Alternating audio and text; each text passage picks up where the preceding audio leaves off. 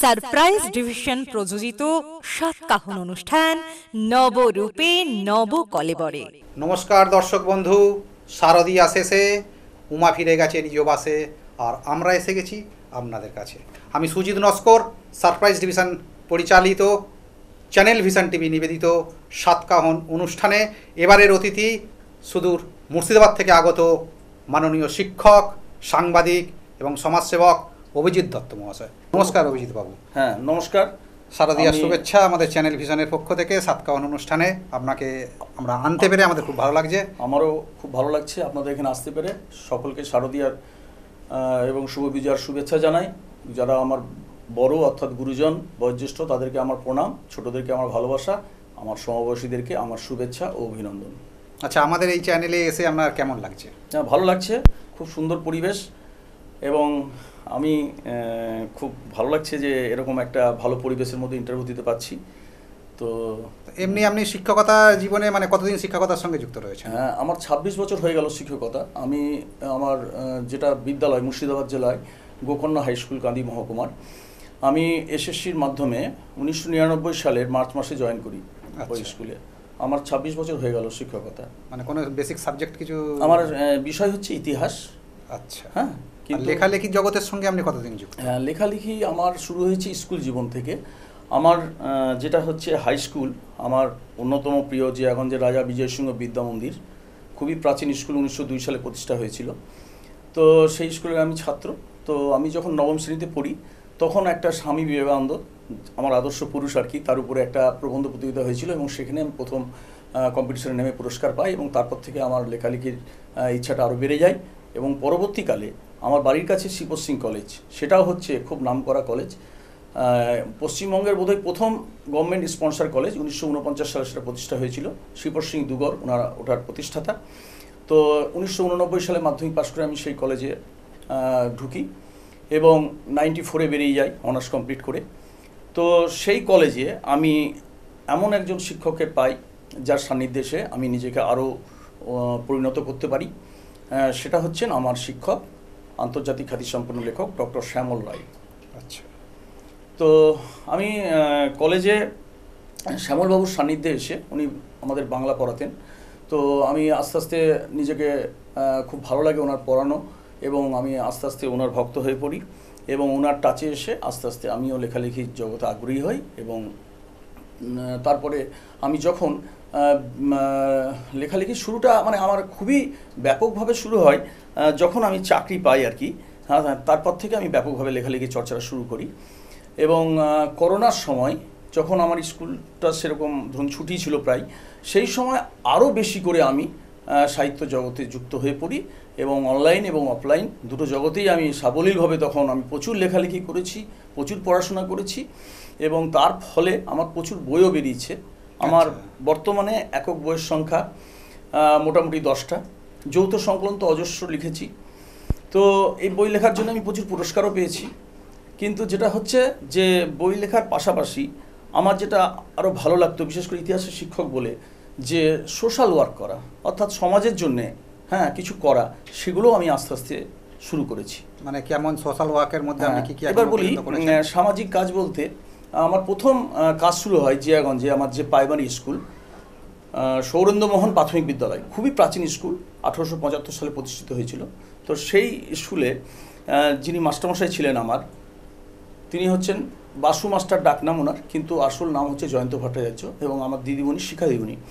তো আমি প্রথম আমার প্রাইমারি স্কুল দিয়ে কাজ শুরু করি, অর্থাৎ আমার মাস্টারমশাইকে আমি যখন বলেছিলাম যে এরকম ব্যাপার, আমি শিক্ষার্থীদের জন্য কিছু কাজ করতে চাই, তখন উনি বলেছিলেন যে আমার স্কুলে পানীয় জলের একটা সমস্যা আছে, যদি করে দিস খুব ভালো হয়।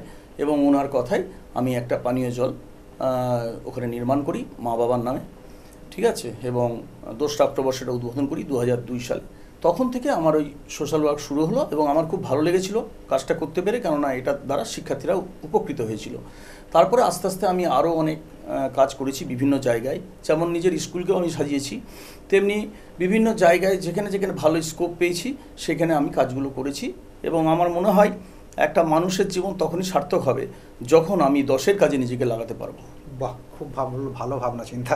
অভিজিৎ বাবু একাধারে শিক্ষক আর সঙ্গে সমাজসেবক, মানে সমাজের জন্য কাজ তো আজকালকার দিনে অনেক মানুষ করছে, কিন্তু আন্তরিকতার সঙ্গে করছে সেটা হয়তো অনেকটা কম পাওয়া যায়। আচ্ছা অভিজিৎ বাবু, আপনার তো অনেক লেখালেখি রয়েছে, তার মধ্যে যদি একটা দুটো কবিতা কিংবা আপনার অন্য লেখা যদি আমাদের দর্শক বন্ধুদের কাছে তুলে ধরেন খুব ভালো লাগবে। আচ্ছা, আমার যে বইগুলো বেরিয়েছে এ পর্যন্ত, আমার বইগুলো আমি এক এক করে দেখাচ্ছি।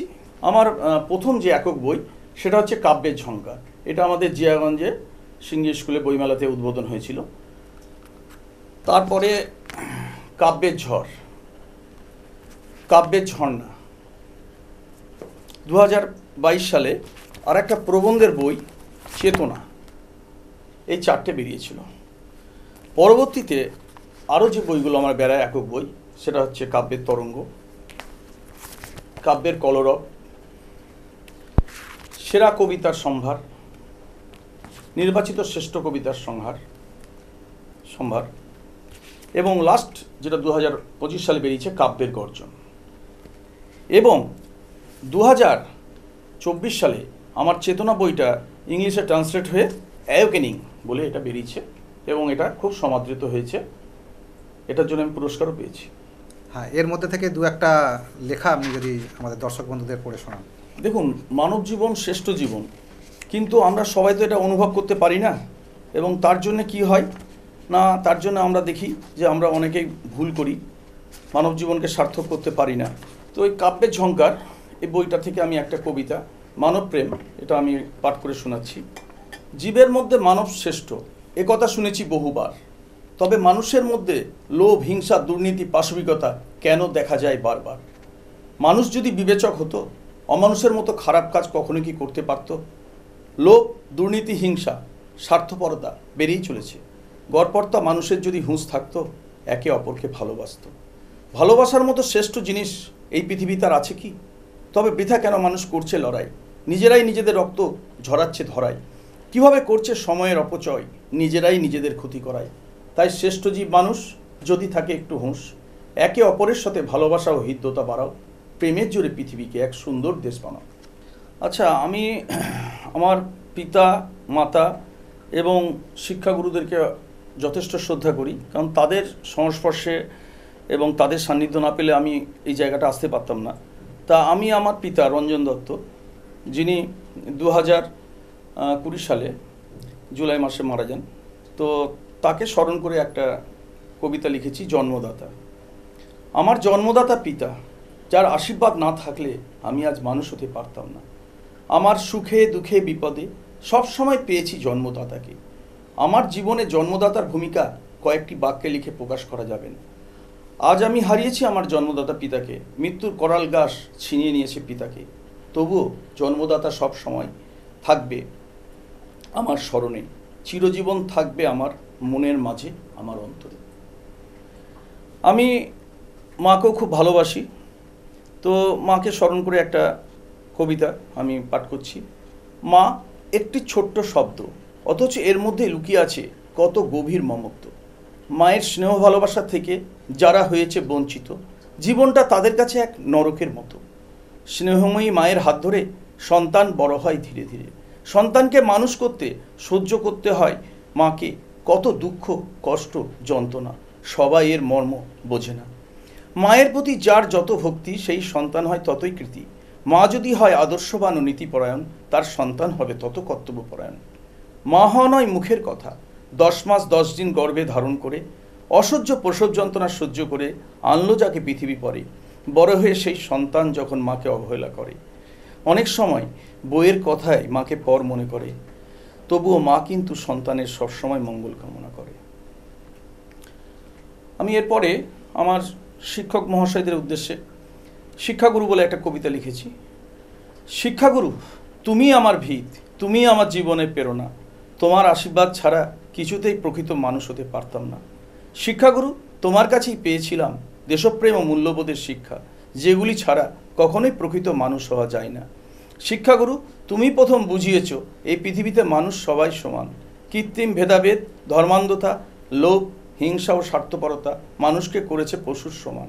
শিক্ষাগুরু, তোমার কাছে শিক্ষা মানবতার পাঠ, যেটা ছাড়া দুনিয়ায় বেঁচে থেকে কী লাভ। সবশেষে শিক্ষাগুরু শিখিয়েছিলেন জীবনে ভালো মানুষ হতে, যেটা ছাড়া জীবনের কি মূল্য আছে? আমি বিশেষ করে আমার যেটা মানে লেখার জগৎ, সেটা হচ্ছে আমি যেটা খুব ভালোবাসি শিক্ষাকে, তার সঙ্গে সমাজ পরিবেশ, এগুলো আমার প্রিয় বিষয়। এগুলোর উপরে আমি সাধারণত লিখেছি কবিতাগুলো। তো এই যে আমি যেগুলো মানে লিখেছি, সেগুলো যদি মানুষের মনকে আলোড়িত করতে পারে, তাহলে বুঝবো যে আমার পরিশ্রমটা সার্থক হয়েছে। আচ্ছা, আপনার এই লেখালেখির মধ্যে দিয়ে তো আপনি সমাজ সচেতনতা করতে চাইছেন। অবশ্যই। আর আপনার যে মুর্শিদাবাদ জেলা, সেই মুর্শিদাবাদ জেলা সাহিত্য চর্চার ওপরে আপনাদের কেমন কি প্রভাব রয়েছে?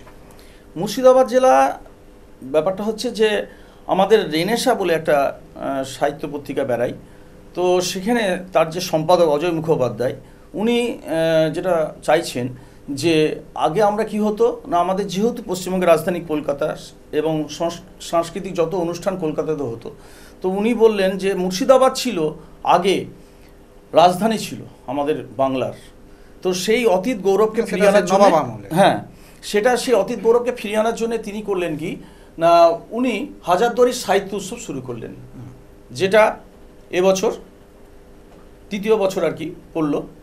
তো গত বছর থেকে শুরু হয়েছে। তো প্রচুর মানুষ এসেছিলেন, অনেক জ্ঞানীগুণী ব্যক্তি, এবং সাহিত্য উৎসব খুব ভালোভাবেই চলছে। তো আমি সেখানে নিজে আছি কমিটির মধ্যে, এবং আমি চেষ্টা করি যতটা সম্ভব যাতে আমাদের মুর্শিদাবাদকে আবার ভালো জায়গায় নিয়ে যেতে পারি সাহিত্যের মাধ্যমে। এবং আমি সেখানে আমার বাবার নামে একটা পুরস্কারও চালু করেছি, রঞ্জন দত্ত সারদ সম্মান, এবছর যেটা দেওয়া হয়েছে। ঠিক আছে, এছাড়া আমি আমার বাবার নামে আমার যেটা হাই স্কুল রাজা বিজয় সিং বিদ্যা মন্দির, সেখানে মেধাবৃত্তি চালু করেছি। মাধ্যমিকে প্রথম, উচ্চ মাধ্যমিকে প্রথম যারা হবে তাদেরকে যে টাকাটা আমি দিয়েছি সেখান থেকে বৃত্তি দেওয়া হবে। এবং আমি আমার মায়ের নামেও কাজ করেছি কিছু, সেটা হচ্ছে গার্লস স্কুল, আমাদের যে আমাদের নাম করা সুরেন্দ্রনারায়ণ উচ্চ বালিকা বিদ্যালয়, সেখানে মায়ের নামে পানীয় জল প্রকল্প করেছি। এছাড়া একটা প্রাথমিক বিদ্যালয়ে পানীয় জলের ব্যবস্থা করেছেন, আর একটা হাই স্কুলে করেছি, গার্লস স্কুলে আর কি। এছাড়া আমি যেটা করেছি সেটা হচ্ছে যে আমার যে আদর্শ পুরুষ স্বামী বিবেকানন্দ, তার নামে লালবাগের কুর্মিটোলা বলে একটা নাম করা স্কুল আছে, যার প্রধান শিক্ষক নরেশচন্দ্র হালদার, আমি তার সঙ্গে আমার খুব ভালো সম্পর্ক। আমি সেখানে বিবেকানন্দ জলধারা স্থাপন করেছি শিক্ষার্থীদের পানীয় জলের জন্য। এবং 2025 সালে সেখানে জলই জীবন, এটা আপনি কিন্তু পদে পদে মানুষকে বোঝানোর চেষ্টা করেন। অবশ্যই।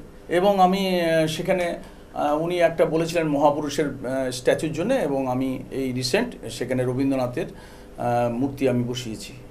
ঠিক আছে। এছাড়া আমি আরও যে কাজগুলো করেছি, যেমন আমার নিজের স্কুলকে আমি সাজিয়েছি। তো আমার প্রধান শিক্ষক যখন খায়রুল বাবু এসেছিলেন 2019 সালে, তো 2020 সাল থেকে আমি তখন শুরু করি কাজ আর কি। ঠিক আছে। তো উনিও আমাকে যথেষ্ট অনুপ্রেরণা দেন। আমি ওখানে বাবা মার নামে বুক শেলফ করি, বাবা মার নামে আমি গার্ডেন করি, এবং পরবর্তীতে আমার বাবার স্মৃতিতে একটা পানীয় জল প্রকল্প সেখানেও করেছি। এবং এখন যেটা ইচ্ছা আছে লাস্ট একটা মহাপুরুষের মূর্তি স্থাপন করা, সেটা অবশ্যই স্বামী বিবেকানন্দ। মানে বিবেকানন্দই আপনার আদর্শ, বিবেকানন্দকে নিয়ে আপনি চলছেন, আর তাকেই আপনি স্থাপন করবেন আপনার নিজের স্কুলে। অবশ্যই, এটা একটা খুব ভালো ভাবনা চিন্তা। আমরা ওই আপনার কাব্যের ঝড় থেকে আরও যদি 2-1টা কবিতা শুনে নিতাম। হ্যাঁ, এবার আমার একাধিক কবিতা আছে বিভিন্ন কবিতার বইয়ে, তো আমি সেগুলো শোনাচ্ছি এক এক করে। নীরবতা। এক অদ্ভুত নীরবতা সমাজকে গ্রাস করেছে। প্রতিবাদ হচ্ছে স্থিমিত, শাসকের রুদ্ররোষ আছে পড়েছে প্রতিবাদীদের মিছিলে। শিক্ষিত যুবক কর্মহীন, মেয়েরা নিরাপত্তাহীন, অভিভাবকরা চিন্তিত, সন্তানদের ভবিষ্যৎ অনিশ্চিত। সময় বয়ে চলেছে নদীর মতো, কেউ ধনী কেউ বা গরিব হচ্ছে। সমাজে উত্তরোত্তর বৈষম্য বাড়ছে। এক অদ্ভুত ব্যবস্থা চলছে দেশে। বাক স্বাধীনতা, কাজ পাওয়ার স্বাধীনতা ক্রমশ সংকুচিত হচ্ছে। ধর্ম নিয়ে হানাহানি, সাম্প্রদায়িকতা ও পারস্পরিক অবিশ্বাস যেন বেড়েই চলেছে। এক সুন্দর দেশ ভারতবর্ষ এখন মনে হয় যেন বারুদের স্তূপে পরিণত হচ্ছে। আমি মহাপুরুষদেরকে যাদেরকে শ্রদ্ধা করি, যেমন বিদ্যাসাগর মহাশয়ের উপরে একটা আমি কবিতা পাঠ করে শোনাচ্ছি। কুসংস্কারের গাঢ় অন্ধকারে ভারত যখন নিমজ্জিত, বিদ্যাসাগর তুমি তখন এসেছিলে অন্ধকারে আলোর নাই এক দেবদূতের মতো। লড়াই করেছিলে নানা কুপথার বিরুদ্ধে, সফল হয়েছিলে অনেক লড়াই করে বিধবা বিবাহ চালু করতে। বুঝেছিলে শিক্ষা ছাড়া সমাজ অন্ধকার, তাই এগিয়ে এসেছিলে করতে শিক্ষার প্রচার। সমাজকে এগিয়ে নিয়ে যেতে জোর দিয়েছিলে নারী শিক্ষাতে। মানুষ যতদিন থাকবে অশিক্ষার অন্ধকারে, দেশ হবে তত নড়বড়ে। তাই তখন দরকার গণশিক্ষা। বিদ্যাসাগর লিখেছিলেন বর্ণ পরিচয়, যার তখন ছিল খুব দরকার। বিদ্যাসাগরের আর এক নাম দয়ার সাগর, বুঝেছিলেন মানুষের বিপদে মানুষ হয়ে থাকা খুব দরকার। আমি যাকে বললাম যে সবচেয়ে বেশি শ্রদ্ধা করি সেই বিবেকানন্দ, তার উদ্দেশ্যে আমি একটা কবিতা লিখেছি। বীর সন্ন্যাসী বিবেকানন্দ জাতিকে দিয়েছিলেন অভয় মন্ত্র, ওঠো জাগো, লক্ষ্যে পৌঁছানোর জন্য নিজের উপর বিশ্বাস রাখো। বিবেকানন্দ নিজের সমস্ত জীবন উৎসর্গ করেছিলেন দেশ ও দশের জন্য। তৈরি করেছিলেন রামকৃষ্ণ মিশন সাধারণ মানুষের শিক্ষা ও সেবার জন্য। বিবেকানন্দের বাণী ও রচনার দ্বারা উদ্বুদ্ধ হয়েছিলেন ভারতের বিপ্লবীরা, এমনকি নেতাজির চিন্তাধারাও প্রভাবিত হয়েছিল তার দ্বারা।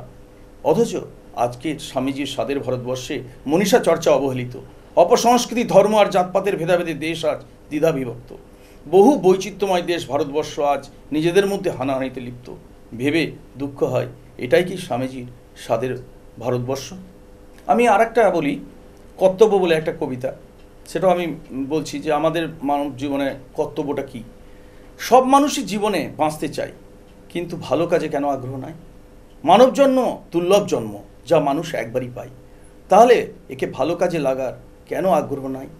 উৎসবে, অনুষ্ঠানে কিংবা বিনোদনে, নিজেদের বিলাস ব্যসনে মানুষ দেদার খরচ করে। একটুকু খরচ করা যায় না অসহায় মানুষের কল্যাণে? আসলে প্রকৃত শিক্ষার অভাব আজ সর্বত্র। ধর্ষণ, ইফটিজিংয়ের মতো ঘটনার তাই আজ এত বারবারন্ত। গুরুজনদের করে না শ্রদ্ধা, নিজেদেরই ভাবে সব জানতা। সমাজে এইভাবে বিশৃঙ্খলা বাড়ে, সমাজ এইভাবেই শেষ হবে খারাপ মানুষের অনাচার। মৃত্যু বলে একটা কবিতা, যেটা আমি লিখেছি, খুব দরকার জানার। হে পথিক, খড়িও স্মরণ, জীবনের শেষে আসবে মরণ। মৃত্যুই জীবনের চরম সত্য, অথচ এই সত্যটিকে আমরা কেন ভুলে যাই অবিরত? লোভ, হিংসা, মারামারি, একে অপরকে বঞ্চিত করার জন্য করি শুধু বাড়াবাড়ি। এমনকি এর জন্য পিতামাতাকে পর্যন্ত ছাড়তে হয়েছে ঘরবাড়ি।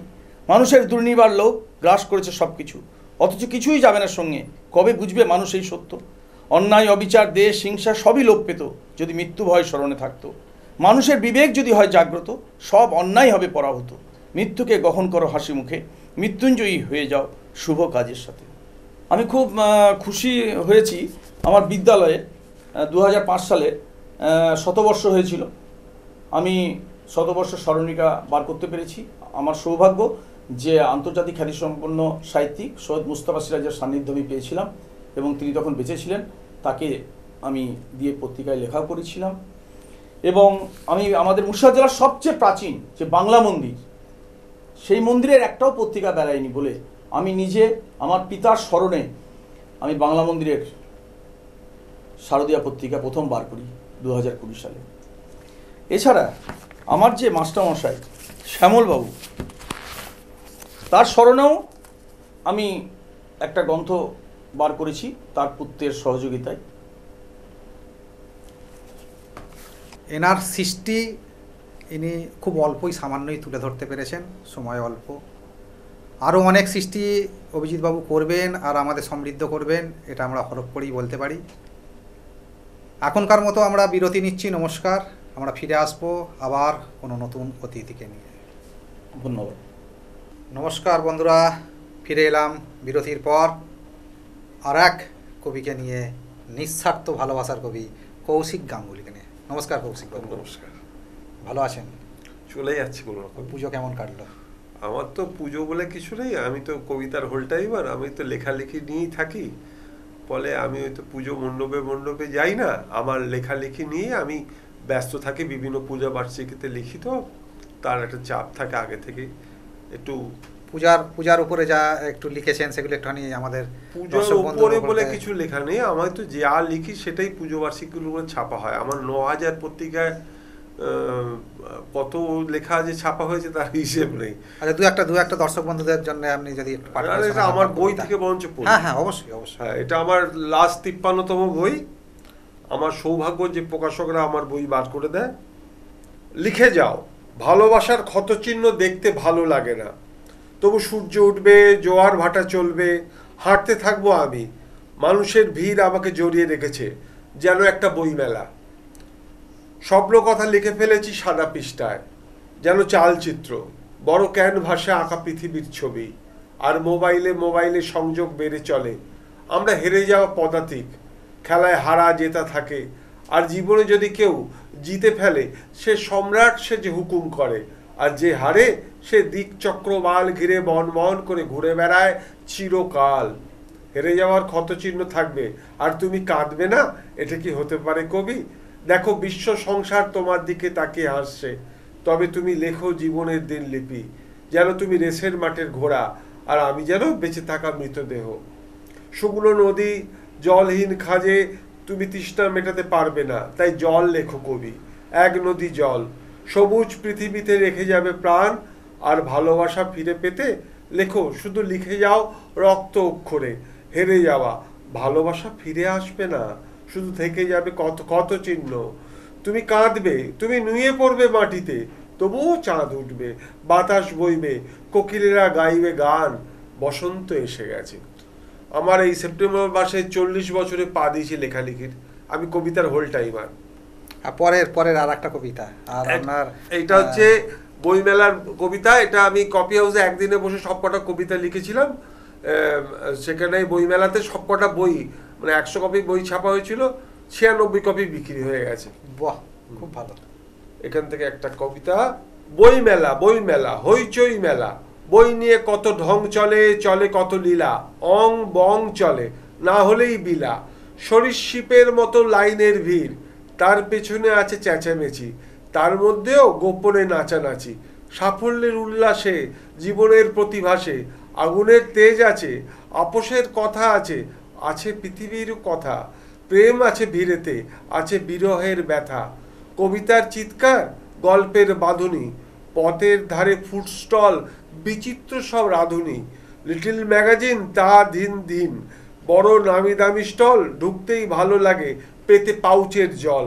কবি লেখক দেখলেই বাড়ে চোরা ভিড়, সই চাই বই চাই, সব কিছু ছটপটে, কেউ নেই স্থির। গান গায় গিটারেতে, সুর বেসুর, অঙ্কে মাথা আছে, আর পাবলিক আছে, খেতে পারে প্রচুর। বিখ্যাতদের ঘ্যাম আছে, অখ্যাতরা দেখে শুধু স্বপ্ন। লাট সাহেবের চাল আছে, হার জেতা সব কিছু আছে, অর্থের মধু আছে, বইমেলা আছে হৃদয়ে। মাঝে স্বপ্নের ভিড়ে, কবি লেখকদের উল্লাসে ভিড় আসে জোরে জোরে। আর জীবন বিপন্ন নয়, শুধু ভালোবেসে, প্রেম আছে, আর আছে খ্যাপাটে হুজুগ। বইমেলা, বইমেলা, হইচই মেলা। আচ্ছা কবি, আপনি তো কবিতার হোল টাইমার, তো কবে থেকে হোল টাইমার হিসাবে, কবি হিসাবে আপনি পরিচয় পেতে শুরু করলেন, কিংবা লেখালেখি আপনি শুরু করলেন, কিংবা হঠাৎ কিভাবে কবিতার জগতে চলে এলেন? আসলে আমি তো সাংবাদিক ছিলাম। 2017 সালে আমার মা অসুস্থ হয়ে যাওয়ার পর আমি ফ্রিল্যান্সার ছিলাম, ফলে আমি বড় বড় সবকটা কাগজেই লিখতাম আর কি। তা দেখলাম যে মাকে আয়ার আর ঠিক মতো মানে যত্ন করতে পারবে না, তাই আমি দেখলাম যে আমার লেখার চাইতে আমার মা অনেক কিছু মূল্যবান। আর তাই ফলে আমি মায়ের কাজে লেগে পড়লাম, ফলে আমার লেখার কাজ চলে গেল। তা সেবা শুশ্রূষা করতেই তো সময় কাটে গেছে। তারপর 1.5 বছর ডিপ্রেশন, আবার আমি লেখায় ফিরে আসি, আর কবিতার মাধ্যমে ফিরে আসি। কবিতাটা ছেড়ে দিই, কবিতা 100% না হলে সাংবাদিকতা করা যায় না। ঠিক কথাই। আমরা একদম আমাদের সময়ের শেষ প্রান্তে চলে এসেছি। আবার কোনোদিন এই কবিকে পাবো, কবিতার ভান্ডার ওনার মধ্যে রয়েছে, সেই ভান্ডার আমাদের মধ্যে তুলে ধরবেন। আজকের মতো বিদায় নিচ্ছি, সকলে ভালো থাকবেন, সুস্থ থাকবেন। কবি, আপনি একটুখানি দর্শকদের মধ্যে। সবাই আমার ভালোবাসা নেবেন, ধন্যবাদ, শুভ বিজয়, শুভেচ্ছা। সারপ্রাইজ ডিভিশন প্রযোজিত সাতকাহন অনুষ্ঠান নবরূপে নব কলেবরে।